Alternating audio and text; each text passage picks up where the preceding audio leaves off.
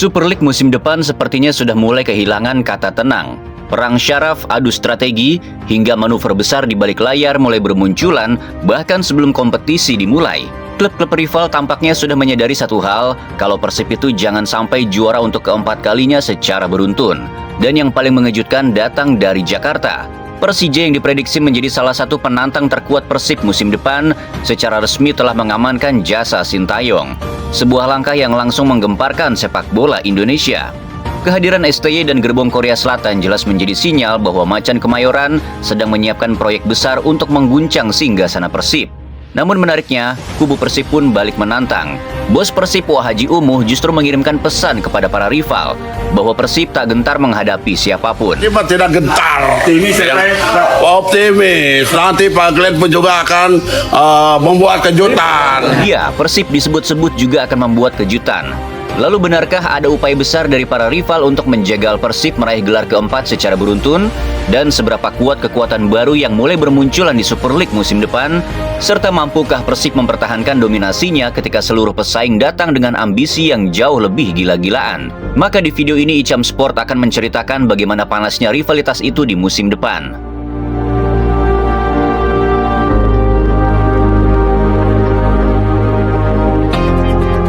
Jadi ceritanya, kalau Persib seandainya juara, yang paling panas bukan Borneo, bukan Persebaya dan bukan klub pesaing yang lain, tapi klub yang benar-benar terganggu. Siapa lagi kalau bukan Persija Jakarta?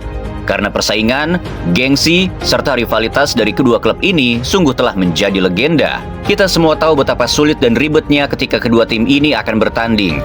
Bahkan standarnya harus menggunakan tank atau kendaraan taktis untuk mengangkut pemain. Karena dua kelompok supporter ini sama-sama punya fatwa seperti ini. Gak masalah kalah dengan tim lain, asal jangan kalah saat melawan tim rival. Itu haram hukumnya. Dalam rivalitas seperti ini, hukumnya sederhana. Kalau salah satu berjaya, yang satunya pasti terbuli. Dan 3 musim terakhir kita semua tahu ceritanya. Persib berjaya, Persija yang terbuli. Di musim pertama bersama Hodak, ketika Persib mengangkat trofi untuk pertama kalinya dalam 10 tahun, kata mereka, Persib itu menang hoki. Di musim kedua ketika Persib membuktikan itu bukan keberuntungan dengan back-to-back juara, kata mereka, hal semacam itu adalah hal biasa. Itu standar. Back-to-back bagi saya mungkin hari ini bukan hal yang biasa ya. Bukan hal yang luar biasa karena sudah pernah dilakukan oleh Bali United. Jadi ya itu standar, kecuali mungkin nanti hat-trick. Ya, itu, kalau hat-trick mungkin itu baru ada di Liga Indonesia gitu. Tapi di musim ketiga, ketika Persib benar-benar mencetak hat-trick, ketika tak ada lagi kata hoki yang bisa dipakai, tak ada lagi kata standar yang bisa dijadikan tameng, maka rasa malu pun menyelimuti kubu sana. Dan di balik kesunyian itu, ada sesuatu yang mulai bergerak di Jakarta. Karena Persija akhirnya menyadari satu hal yang sudah seharusnya mereka sadari sejak lama. Kalau bukan mereka yang menghentikan kedikdayaan Persib Bandung, maka tidak akan ada yang melakukannya. Dan musim depan perang itu pun dimulai.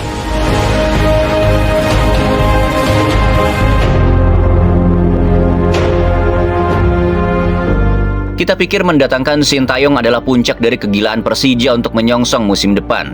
Ternyata itu baru permulaan. Kabarnya Persija telah menyiapkan dana yang tidak main-main. Tak tanggung-tanggung, 500 miliar lebih telah disiapkan oleh manajemen Persija untuk Sintayong belanja pemain. Angka itu 5 kali lipat dari budget Persib yang kabarnya hanya 100 miliar saja. Sungguh angka yang begitu jomplang.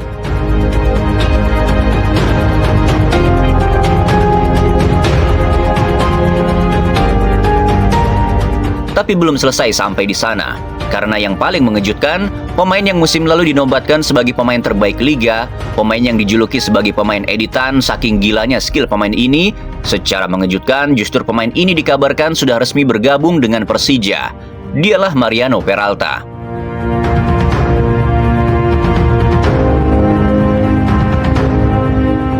Apakah ini berhenti di sini?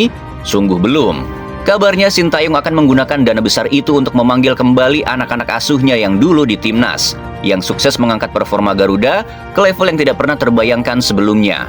Ada Asnawi, Arhan, dan nama-nama yang lain.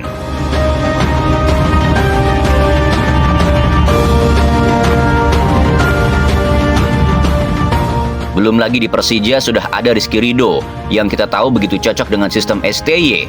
Ada Jordi Amat, pemain kesayangan STY. Ada Donitri, Witan Sulaiman, serta Shane Patinama. Nama-nama yang menjadi pilihan dan andalan Sintayong saat menahkodai timnas.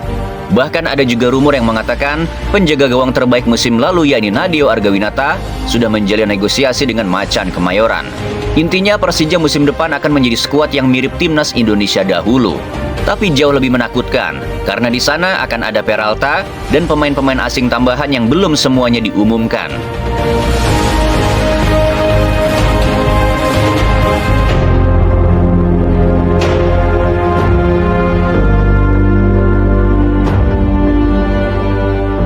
Dan yang membuat ini semakin berbeda dari sebelumnya, Sintayong berjanji di Persija, dia tidak akan menggunakan filosofi bermain bertahan lagi, tapi attacking football.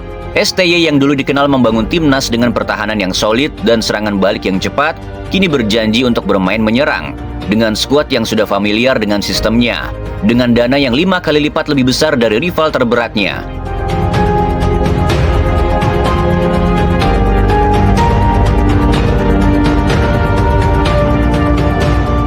Ya, Liga 1 musim depan tidak akan pernah sama lagi. Dan usut punya usut, tampaknya yang geram dengan pencapaian Persib bukan hanya manajemen dan supporter Persija saja. Bahkan dari kursi kekuasaan pun, aroma ketidaksukaan itu mulai tercium. Pramono Agung, Gubernur DKI Jakarta, dikabarkan telah memberikan instruksi langsung kepada Sintayong, pelatih yang kini menangani Persija, untuk mempersembahkan gelar juara Liga 1 sebagai kado ulang tahun Jakarta yang ke-500. Kita tahu kalau Persija mau juara, syarat utamanya hanya satu, harus mengkudeta Persib Bandung dari singgasananya.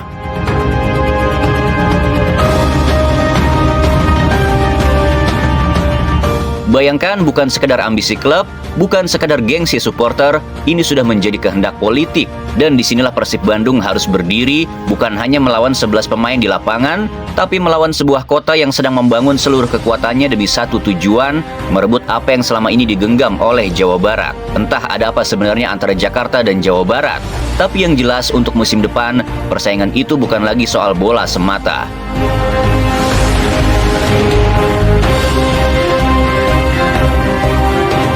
Kita tentu masih ingat di awal musim lalu, jauh sebelum konfeti juara itu berterbangan, Boyan Hodak pernah melontarkan sebuah kalimat yang terasa seperti jeritan, sekaligus peringatan.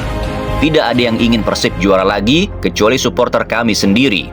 Kalimat itu bukan keluhan, itu adalah pengakuan pahit dari seorang pelatih yang sudah merasakan sendiri betapa beratnya medan yang harus dilalui Maung Bandung, bukan hanya di atas lapangan, tapi juga di luar lapangan. Dan nyatanya gelar ketiga pun berhasil diraih. Di tengah segala tekanan, segala ketidakadilan, dan segala kepungan yang mencoba menghentikan langkah mereka.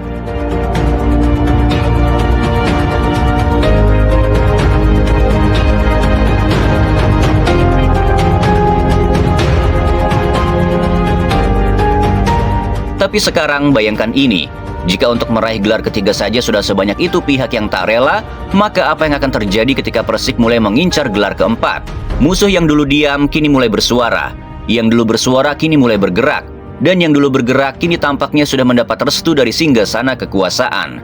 Tapi itu baru bicara soal Persija Jakarta. Dengan STY di bangku pelatih, dukungan finansial yang mengalir deras, restu gubernur, dan ambisi kota yang akan berulang tahun ke-500. Belum cukup sampai di situ, karena di luar sana ada kekuatan lain yang sedang mengintai. Bukan ribut-ribut di depan, bukan berteriak ingin juara. Mereka diam, mereka mengamati, dan mereka bersiap menerkam tepat ketika dua raja itu sibuk saling menghancurkan satu sama lain. Ya, kekuatan itu bernama Garuda Yaksa FC.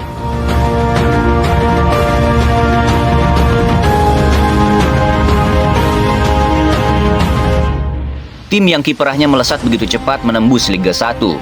Tim yang dijuluki LMBG. Dan bagi yang sudah tahu, tim ini bukan tim biasa. Garuda Yaksa adalah klubnya Prabowo Subianto, Presiden Republik Indonesia. Sejenak, biarkan kalimat ini meresap. Maka untuk musim ini, peta persaingan Liga 1 bukan lagi sekadar soal taktik dan kualitas pemain. Ini sudah berubah menjadi sesuatu yang jauh lebih besar. Sebuah arena di mana ambisi politik, gengsi kota, dan kehendak kekuasaan semuanya tumpah ke atas satu lapangan.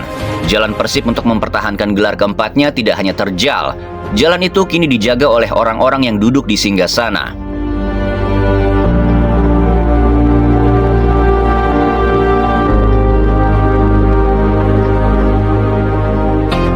Namun di tengah semua ancaman itu, jangan pernah sekalipun meremehkan orang tua ini.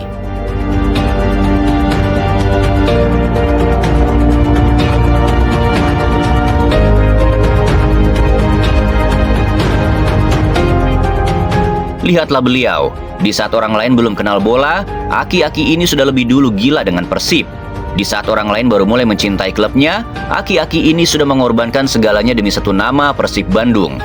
Maka ketika orang lain baru mulai gila, bayangkan sudah seberapa jauh lebih gilanya beliau ini untuk klub ini. Sejarah mencatat, Wahaji Umuh bukan hanya menjadi bos klub, ia adalah manusia yang menjadikan Persib sebagai alasan hidupnya. Hartanya, waktunya, energinya, bahkan harga dirinya, semuanya ia pertaruhkan demi mengangkat Maung Bandung. Dan hasilnya tidak bisa dibantah.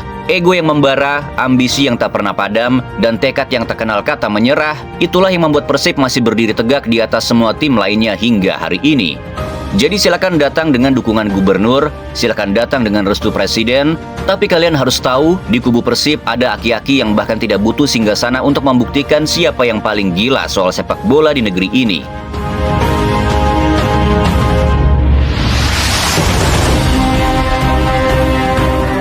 Dan disinilah kita berdiri sekarang, menyaksikan sebuah musim yang bahkan belum dimulai, tapi sudah terasa seperti perang besar yang sedang dipersiapkan dari segala penjuru. Persija datang dengan STY, dengan 500 miliar, dengan Peralta, dengan restu gubernur, dengan mimpi kado ulang tahun Jakarta yang ke-500. Garuda Yaksa datang dalam diam, mengintai, menunggu, dengan nama besar di balik panggung mereka yang bahkan tidak perlu diucapkan 2 kali. Dan di tengah semua itu, Persib Bandung berdiri, bukan dengan sorak-sorai, bukan dengan pengumuman transfer yang menggemparkan, bukan dengan dukungan dari kursi kekuasaan manapun. Mereka berdiri seperti yang selalu mereka lakukan, dengan caranya sendiri.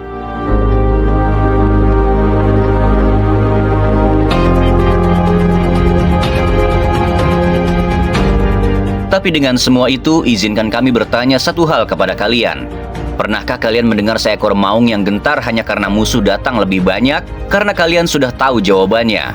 Kalian sudah menyaksikan sendiri bagaimana tim yang terkapar di posisi 16, dihantam ketidakadilan wasit, dikepung kritik dari segala sisi, justru bangkit dan berdiri paling tegak di akhir cerita. Kalian sudah menyaksikan bagaimana seorang pelatih yang datang tanpa sambutan, tanpa embel-embel, tanpa target juara di pundaknya, justru menjadi arsitek dari dinasti yang kini ditakuti seluruh Liga 1. Dan kalian sudah menyaksikan bagaimana aki-aki bernama Umuh Muhtar itu, yang bahkan ketika seluruh dunia meragukan Persib, justru semakin mempererat genggamannya pada klub ini.